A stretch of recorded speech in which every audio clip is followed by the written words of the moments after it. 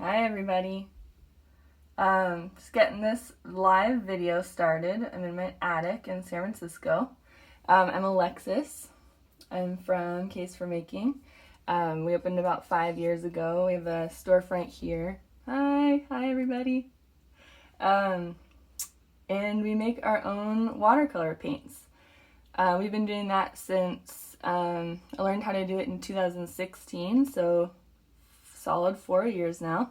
I kind of came across pure-pigment accidentally. We already had the art store going, and I was traveling and came across this storefront in Berlin, Germany, that had all of these powdered pigments in their front storefront window. And I was immediately just so drawn to them, and ended up going into the store, and it was like a hardware store for like plaster and fresco work. So I love hardware stores. I have a background in architecture. I love materials and building things and projects and all of that. But I've always been really intimidated by color. Big move for me to wear a yellow shirt today. Mainly I've just always been like, let's stick to black and white and gray and maybe some blue in there, and that's about it. And through my life doing artwork and architecture work, still kind of had that same really just intimidation by choosing color palettes. I felt like I knew people who were either really good at it or not that good at it, like me. And I read color theory and was still so confused. And so as soon as I saw these like pure pigments in the window, I was just like, what's going on? What is that? Where does color come from? All of a sudden, it was like pigment made color a material for me. And it was like something that I could understand and hold and feel was tactile, instead of feeling like it was this thing that was elusive and you couldn't touch it. So this is the first color that I ever got. It's ultramarine. Oh. Sorry, just pause there for a second. It's ultramarine blue light. So if you can kind of see in there, like the color is just so intense and beautiful. And you just want to like touch it. A lot of times people will say they want to eat it, and I'm like, don't eat it. That's not good. But you can make a lot of different paint with it. So all paint is made from pigment and binder. Pigments inherently need to be insoluble.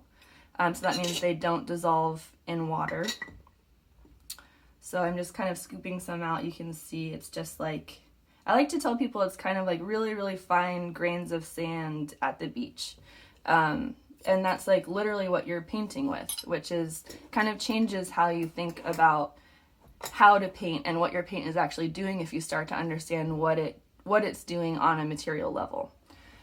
So I'm gonna walk you through my tools. I've got 2 palette knives. This one is just a triangular palette knife, and this one's kind of just longer and flatter.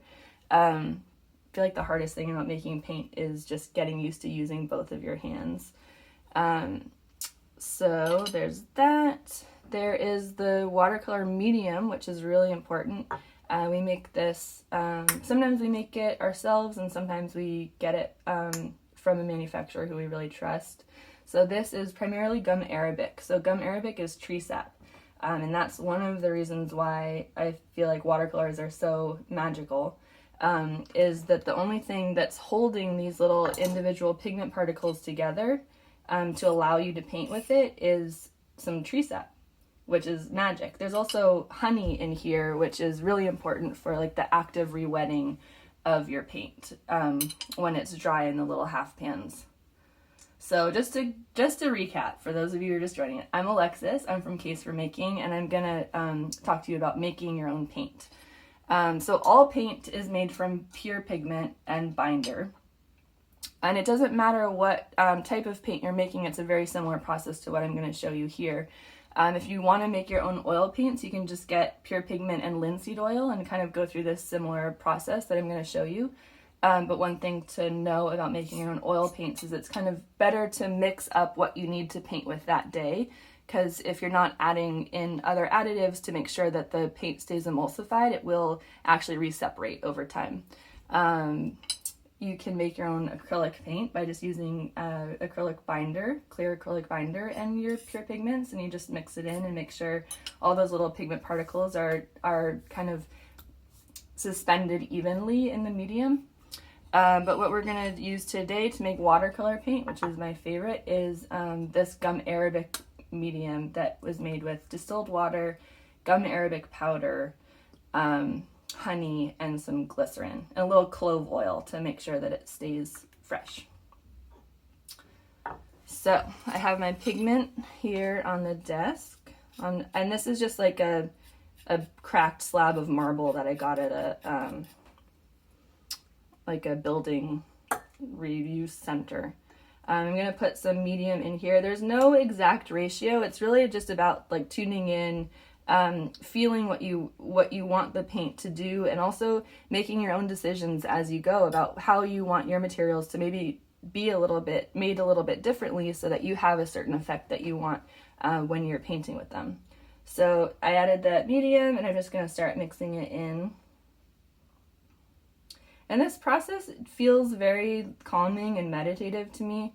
I feel like being able to make your own art materials kind of like includes the process of your actual materials into your art practice. So it gives you information about the materials and the colors that you're using, and it also it gives you like other ideas on how you can paint. I think I was always the type of person who kind of hoarded my art materials. I was always worried that I was going to run out of them, and I just like couldn't stand the thought of my art materials being gone or being used or being like dirty or messy. And so now that I can make my own, it's like I have this unlimited supply of paint, and I don't have to be like too precious with it.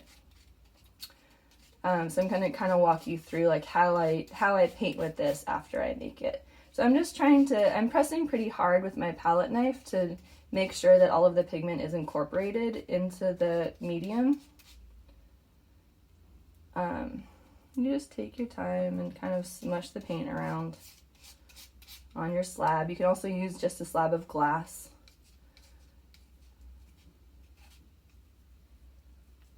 Gonna add a little bit more medium. I mean, as soon as you have the medium mixed in, you've made paint. So there's nothing else that has to happen. It's basically the binder is just the glue that's holding these little pigment particles together. The cool thing about pigments is there's different types of pigment.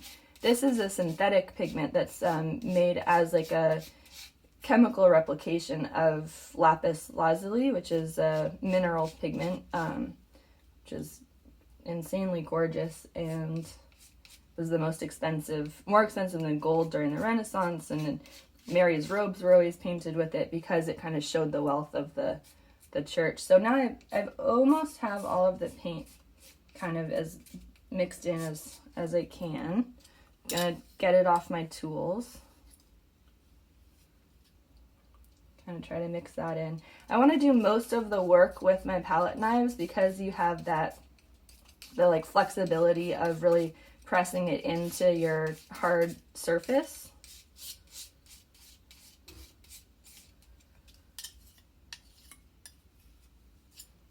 And then I'm going to come in with my muller. So this is a glass muller. It's flat and a little bit like frosted on the bottom, and that's gonna, this I consider this like the finishing sandpaper. So this is coming in and just making sure that all of those individual pigment particles are really sheared away from each other, and smooth and able to reflect light, and touching the medium so that each of those little pigment particles has enough glue on it to stick to the surface of your paper when you paint with it later. So that's something that I think I never really understood until I started making paint, is I thought that with watercolors you kind of re-wet your paint and it makes it into this really liquidy substance, and then you paint it on your paper, and I thought that it all soaked into the paper. And I thought that that's why people considered watercolors kind of hard to work with, because it was like you couldn't rework them because they just soaked in and then they were stuck there. But actually what's happening is the pigment particles with the glue, with the binder, are just adhering to the surface of your paper. And that just really changed how I thought about painting with it. And also knowing that, you know, thinking about it as like more like insoluble grains of sand on the beach, you can kind of imagine that those little pigment particles are being pushed around on your paper by the water that you introduce. And that's why you can get those really lovely swirly patterns with watercolor. And also why it kind of makes it a little bit unpredictable to paint with. So I'm just making sure that this is all really smooth and even and nice. It smells really good because of the clove oil that's in the medium. I'm gonna scrape it off of the muller to try to save as much as possible. So I mentioned earlier there's different types of pigment. So this is a synthetic pigment, but it's replicated off of a naturally occurring mineral pigment. There's earth pigments, so like ochres and siennas and umbers, that are just sourced from specific places around the world where there's the right sort of mineral deposits and limestone that has been kind of colored over time by certain iron ores and things like that. So those are the colors that have been used by humans since the very beginning. So you get a lot of oranges and browns and reds and yellows. Sometimes you can get like purpley ochres, but really you're kind of just stuck with those colors. So you can imagine like everybody just freaking out when this ultramarine blue color comes on the scene, because it's like nobody's seen anything like that or painted with anything like that. And it was just like so exciting, which is definitely, I get it. So what I'm going to do is put a little bit of this in. I have this little mixing palette here. I'm going to put like different amounts in here. Paint with that. This is just because I feel like experimenting with that. This is a little half pan. So this is a little plastic half pan that this is what we put all of our paints into. So we let them dry in here.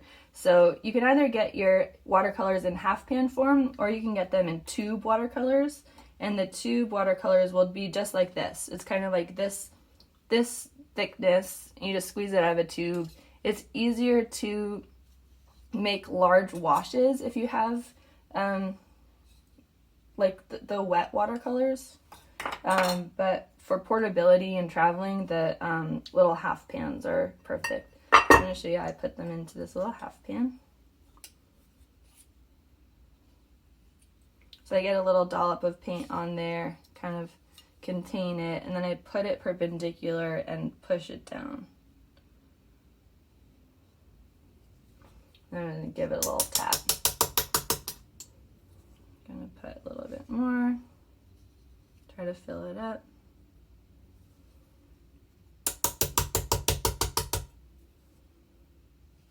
I've been making a lot of paint at home since, well, everything that's been going on has been going on, and I do have to say it's been really nice to just have a task and be able to get it done. And then you see all these little watercolors lined up in front of you, and you're like, okay, feel satisfied. That took a few hours. I was totally engaged. I made this beautiful color that hopefully people will paint with all over the world. So here's my little ultramarine half pan, so cute. I'm going to put that over here to dry. And then I wanted to put some more paint in this little container so that I could make like a bigger wash with it. I'm going to scrape all my paint that I have left.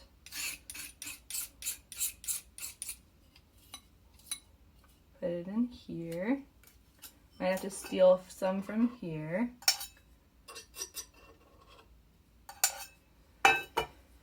Oh, so I was going to tell you that each different type of pigment has a really different way that it responds to the medium. So the earth pigments tend to be like very chunky, maybe a little bit more gritty. The texture and feel of it when it's made into paint looks a little bit more like peanut butter. The way that you get it into the half pans is also a little bit differently. It's kind of more like you're scooping in thick batter and like icing a cupcake or a mini cupcake or something. Whereas you could tell that when I made the ultramarine, it kind of is a little bit softer, a little bit more fluid, and it just kind of goes into the half pan pretty easily. All right, so I have a little bit of water here. I'm gonna pour some in here. I'm gonna take my size 8 brush and I'm just gonna saturate it all. So I'm making, this is called a pre-mixture. So I'm going to try to mix all of the paint in so that the pigment is all dispersed really evenly. So then I have a large amount of paint that is going to basically act the same way. So if I was just trying to re-wet this from a dry paint pan, every single time I touch the brush to the top of the paint, it's going to pick up a different amount of particles. So that kind of creates this like unknown that is fine if that's what you're going with. If you kind of want to create like a wash that's a little bit more variegated or chunky. But this is like, now you can tell it's like a lot of evenly distributed little pigment particles in mainly this water wash. So I have that. I also have some paint in here. I'm going to take out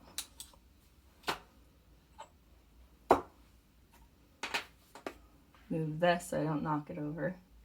That there. So this is our grid paper for watercolor.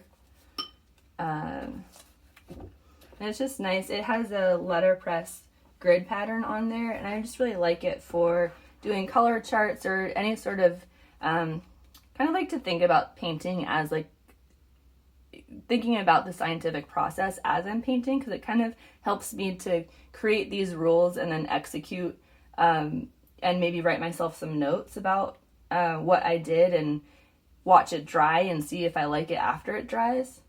So let's try this pre-mixture of the washy stuff. I'm going to put it right here. It's like a nice medium blue. And now I'm going to kind of try to dry off my brush. I'm rinsing it and drying it off a little bit. I'm going to show you what it looks like if I just use the paint. So this has there's a little bit of water on my brush, but it's really dense on that side. The pigment particles they're kind of more stuck together in the binder, in the gluey stuff, than evenly dispersed in the wash. You can see there. And then there's all these techniques you can try. You can do wet on wet, so where I just rinsed my brush out, just got some water, and I'm gonna put some water down on this next square. And then take a little bit of my main premixture and put that down. And that creates like this really nice, even wash. And we can even try putting some water down and then going straight for that chunky stuff and see what happens. So I really like to encourage people to play around with their paint and think about it like a science experiment, where you kind of just like pose these questions to yourself. Try out, I think it's also really nice to just stick with one color for a while, and where you're really just exploring one brush and one color, and you're making marks, and you're trying out different ideas. Maybe I'll just do some lines here.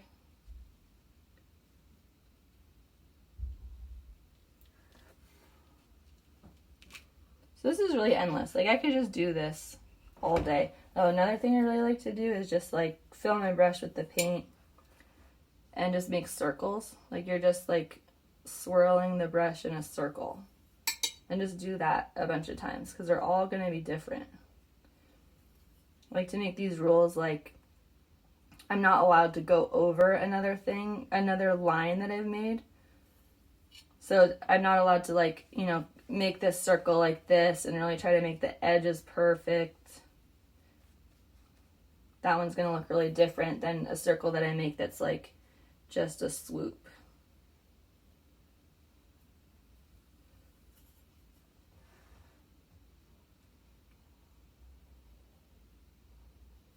Or maybe I need to like get some of the paint off. This has like a big pool of paint right there. Maybe I just like dip my brush in there and really try to dry it off. And then what kind of circle will that make? It's a little bit more like, has a little bit more texture of the brush hairs because there's not enough liquid on there to kind of make it more of a even sweep. You get some like little lines on the outside, but I kind of like it.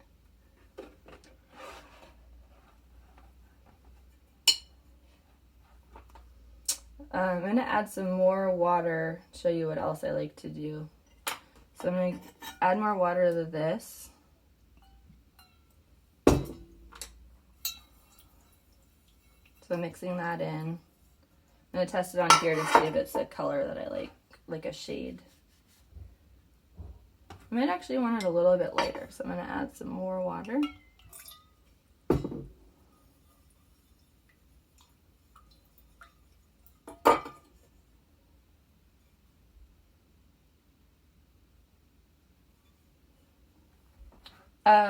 I just got a question via text. I'm happy to share anything with any of you about paint making or making medium.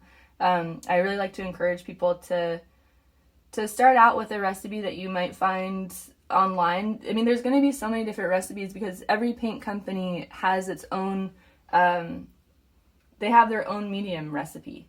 So, and that's kind of come from like how they want their paints to react when you're painting with them, and also how they want the paints to look after they're dry on paper. So you'll probably notice that some of the paints that you've used might be more matte finish when they dry, and other paints that you might have used have like a more shiny surface or like thicker surface after it dries on paper, and that is just other additives that paint companies have put in to have those effects, which is, I mean, I love that aspect of it. And also for making it yourself, then you can kind of really tweak things to be how you want it. Like maybe you want your watercolors to be smudgeable after you paint with them. So in that way you would want to use less medium. So then you therefore have less glue in there to hold on to all those individual particles. And you, so some of the pigment might still be dry, and you can come back and like smudge it on your paper. That might be something that sounds really fun to you and can kind of inform this whole practice that you might not have ever thought about doing because it wasn't available in your materials that you probably have been working with. So yeah, I'm happy to share recipes, ideas, processes. You can email us. We might be able to make them available on If You Are Here Now. I have a whole download on If You're Here Now with information on all the different types of pigment. So there's mineral pigments, there's synthetic ones. I have some, so this is some fluorescent yellow that I got at Kramer Pigment. We work with them really closely. They're fantastic. They're in New York City. They're still shipping 2 days a week if you want to get some supplies from them. They basically have all the raw materials you would need to make any art supply that you could ever want. So it's like a dream come true. They're the best. So have this liquidy mixture. I'm going to put this to the side. And then this is just a regular Strathmore watercolor pad that I use a lot. It's more like practice paper. And something I really like to use that also feels very meditative is these foam brushes, which are like $1. They're the best. So I'm gonna get some paint, just kind of soak it up in this really liquidy paint that I made, kind of try to get the drips out. And then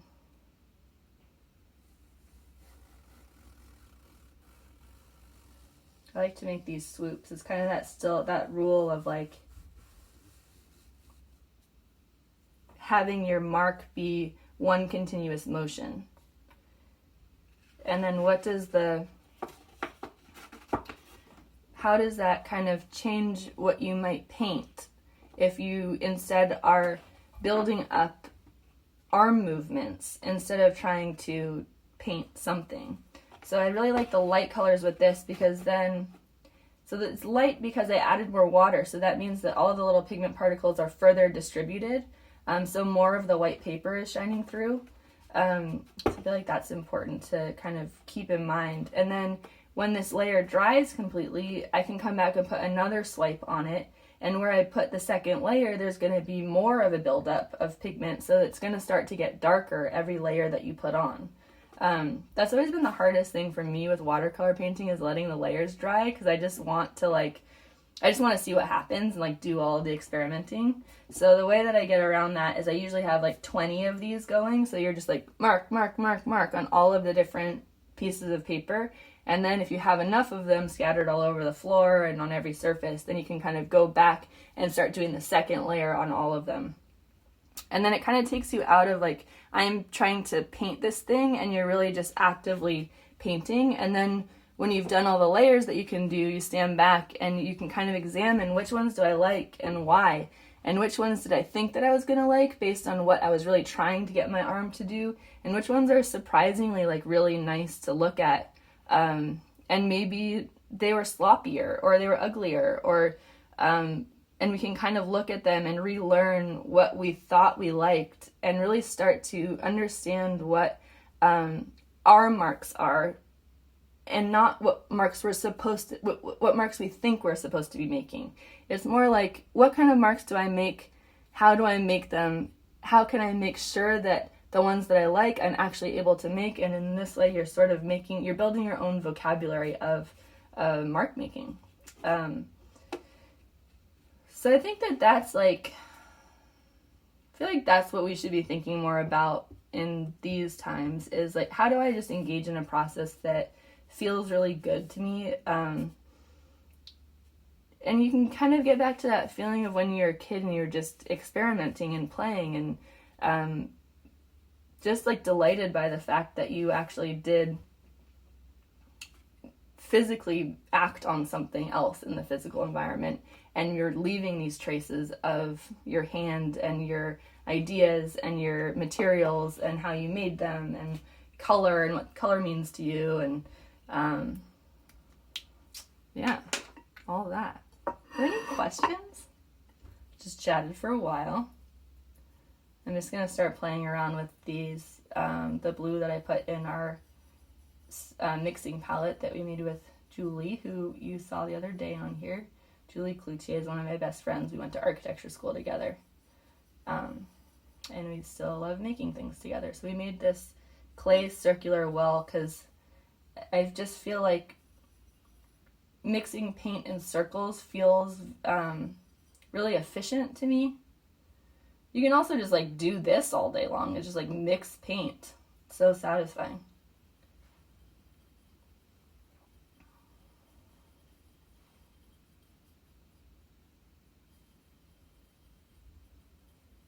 I feel like it's easier to make sure that all of the paint is mixed in, so you don't have those like rogue chunks.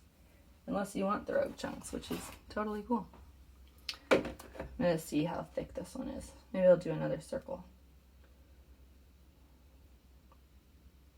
So this one's like more paint and less water, and so it's kind of not pooling as much as like this one had really a lot of liquid that was pooling in the bottom, so the pigment starts to dry and leave these traces of what kind of acted on it as it was drying.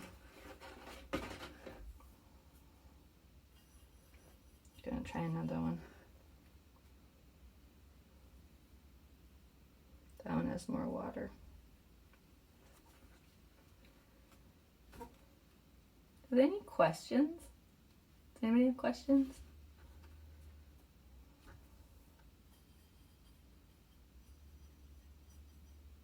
Some pigments, this one, the pigment's pretty fine, so you kind of get like this really even coverage.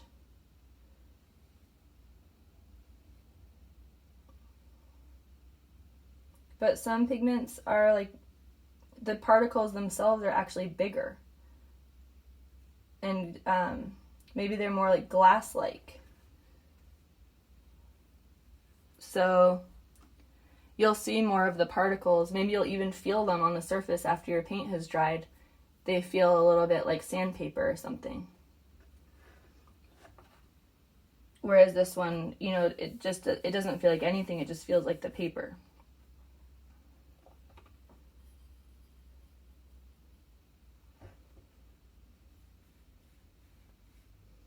And I can rinse my brush, come back in with some wet stuff and see what it does.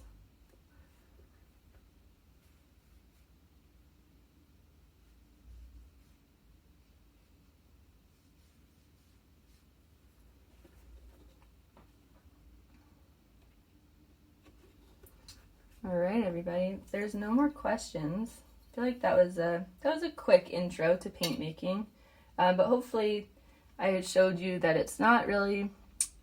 It's a simple process and worth investigating, so that you can kind of tune into your materials and maybe make a giant painting, because now you have access to more paint and it was cheaper for you to make. So you can make like a huge wash with a giant brush on a giant piece of paper and make some marks that you've never been able to make before. That's what it's all about for us, is just being open and experimenting and kind of tuning back into the fact that we are all creative. And many of us were told, unfortunately, that we were either artistic or not as kids. And we're here to tell you that we're all artistic, we're all creative, and to just start being curious and start making marks and share it with us. We'd love to see. We're on Instagram, Case for Making, and online you can check out our products, caseformaking.com, and there's 3 of us who are running things right now, so you'll get all of us if you email in with questions, and we'd love to answer your questions and encourage you to get creative. So thanks so much, everybody. If there's no questions, I'll sign off. All right.